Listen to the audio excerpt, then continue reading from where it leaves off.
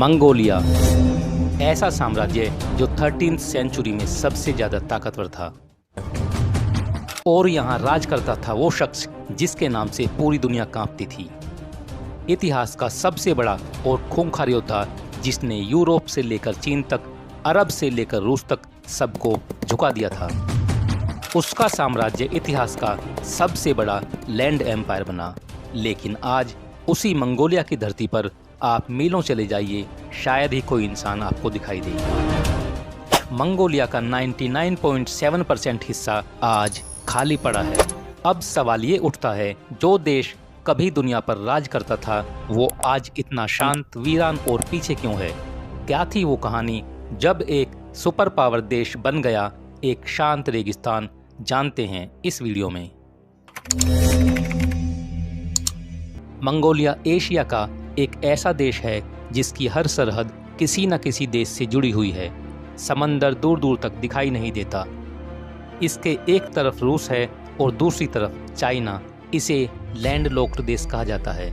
अगर क्षेत्रफल के अकॉर्डिंग देखें तो ये दुनिया का 18वां सबसे बड़ा देश है, लेकिन जनसंख्या सिर्फ 35 लाख के आसपास, यानी इसकी आबादी दिल्ली के आधे से भी कम है। लेकिन सबसे हैरानी की बात यह है, इस देश की आधे से ज्यादा आबादी लगभग 45% सिर्फ एक ही शहर में रहती है, मंगोलिया की राजधानी उलान बटार में। बाकी पूरे देश का 99.7% इलाका खाली पड़ा है, शांत, खुला और लगभग सुनसान।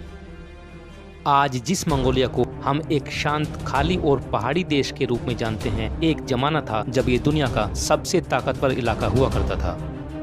अब चलते हैं थोड़ा और पीछे, जानते हैं क्या थी मंगोलिया की हिस्ट्री। 13वीं सेंचुरी की बात है जब मंगोलिया पर चंगेज खान का राज था। ऐसा योद्धा जिसकी सेनाएं यूरोप से लेकर चीन और अरब तक तबाही मचा चुकी थी। चंगेज खान की सेना सिर्फ तेज ही नहीं, चालाकी में भी बेजोड़ थी।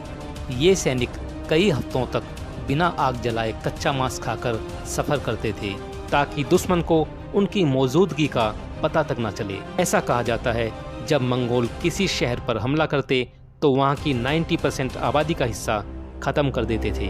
इतिहासकार मानते हैं उनकी इन लड़ाइयों में करीब 4 करोड़ से ज़्यादा लोग मारे गए। उस दौर में इतनी मौतें हुई कि धरती का तापमान भी कुछ सालों तक ठंडा हो गया था। चंगेज खान ने मंगोलिया से शुरुआत करके एक ऐसा साम्राज्य बनाया जो इतिहास का सबसे बड़ा लैंड एम्पायर बना। मंगोल एम्पायर यूरोप से लेकर चीन, रूस और अरब तक सब पर उसका राज था। लेकिन सवाल ये है, जिस देश ने आधी दुनिया को जीत लिया था वो इतना वीरान कैसे हो गया? इसका जवाब छुपा है आगे की कहानी में। तो चलिए एक एक करके समझते हैं वो पॉइंट्स जिनकी वजह से आज मंगोलिया इतना खाली और सुनसान नजर आता है। चंगेज खान की मौत के बाद उसका विशाल साम्राज्य कई टुकड़ों में बट गया। उसके बेटों और बाद की पीढ़ियों ने अपनी अपनी रियासतें बना ली थी। कोई रूस, कोई ईरान और कोई चीन में जाकर बस गया। धीरे धीरे ये साम्राज्य कमजोर पड़ता गया और मंगोलिया एक खानाबदोश संस्कृति में बदल गया। इसके बाद मंगोल साम्राज्य का अंत हो गया, यानी जिन मंगोलों ने आधी दुनिया को जीत लिया था वो खुद को कभी स्थायी तौर पर नहीं बसा पाए। 16वीं सेंचुरी में मंगोलिया में बड़े पैमाने पर बौद्ध धर्म का प्रसार हुआ। उस समय मंगोलिया की सत्ता थी अल्तान खान के हाथ में, जिसने तिब्बती बौद्ध धर्म को अपनाया और इसे पूरे मंगोल समाज में फैलाया। उसके इस फैसले का मंगोलिया में ये असर हुआ कि लाखों मंगोल योद्धाओं ने अपनी तलवारें डालकर भिक्षु जीवन अपना लिया। अल्तान खान ने ही तिब्बती बौद्ध गुरु सोनम ग्यात्सो को दलाई लामा की उपाधि दी थी। मंगोल समाज जो कभी एक मिलिट्री मशीन था वो अब ध्यान और तपस्या में लीन हो गया। लेकिन कहानी यहीं खत्म नहीं होती। लगभग 400 साल बाद 20वीं सदी की शुरुआत में मंगोलिया सोवियत संघ के प्रभाव में आ चुका था। इसी के साथ मंगोलिया में आया कम्युनिस्ट शासन, जिसका सबसे बड़ा दुश्मन होता है धर्म। और यहीं से शुरू हुआ बौद्ध धर्म का सबसे काला अध्याय। साल था 1937। मंगोलिया के तानाशाह खोरलुगिन चोइबाल्सन ने एक भयानक आदेश दिया जिसमें करीब 17,000 बौद्ध भिक्षुओं को एक ही झटके में खत्म कर दिया गया था। इसका असर आज भी दिखाई देता है। मंगोलिया में आबादी बढ़ने की रफ्तार थम गई। ज़्यादातर एरिया आज भी वीरान है और आज भी मंगोलिया दुनिया के सबसे कम जनसंख्या घनत्व वाले देशों में गिना जाता है। इसका सबसे बड़ा रीजन है यहाँ का एक्सट्रीम क्लाइमेट। यहाँ गर्मी के मौसम में 40 डिग्री गर्मी पड़ती है और सर्दियों में यही तापमान -50 डिग्री तक चला जाता है। मंगोलिया दुनिया के सबसे ठंडे देशों में गिना जाता है।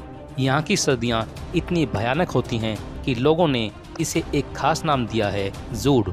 ये हर साल आने वाली एक भयानक प्राकृतिक आपदा है जिसमें लाखों जानवर ठंड से मर जाते हैं। दूसरा रीजन है मंगोलिया की 70% से ज़्यादा ज़मीन या तो रेगिस्तान है या फिर पथरीला इलाका। मंगोलिया का साउथ और साउथ वेस्ट हिस्सा लगभग पूरा खाली है। यहाँ है गोबी डिजर्ट जो दुनिया के सबसे बड़े रेगिस्तानों में से एक है। वहीं नॉर्थ में है ठंडी पहाड़ियाँ और जंगल जहाँ रहना बेहद मुश्किल है। इतनी मुश्किल जगहों पर रोड, रेलवे, इंटरनेट जैसी सुविधाएं देना बेहद मुश्किल है। यही रीजन है कि मंगोलिया का 50% से ज़्यादा हिस्सा मंगोलिया की राजधानी उलान बटार में रहता है। यहाँ की ज़्यादातर आबादी आज भी खाना बदोश है, जो एक जगह रुक कर नहीं रहते। बेहतर पढ़ाई, नौकरी और सुविधा के लिए मंगोलिया युवा देश छोड़कर चीन, रूस, जापान, कोरिया और अमेरिका की ओर पलायन करने लगे। बेरोजगारी, माइग्रेशन और इंफ्रास्ट्रक्चर की कमी ने इसे वीरान बना दिया। और आज जहां एक जमाने में मंगोलिया से पूरी दुनिया थर-थर कांपती थी, वही मंगोलिया 99.7% खाली पड़ा है। इतिहास का सबसे बड़ा साम्राज्य आज सिर्फ इतिहास की किताबों में रह गया है।